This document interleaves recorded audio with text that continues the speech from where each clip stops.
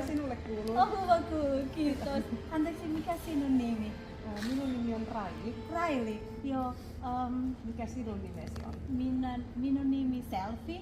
Joo, minun opiskelee suomen kieli. Kyllä. Joo, nyt harjoitella suomeksi. Kyllä. Mutta minä haluan ostaa tomaattia ja kiitos.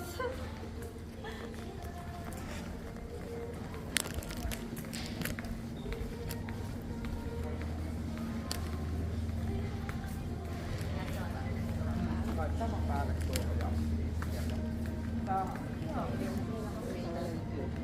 isompia, yksittäisiä ja laajoja. Joo.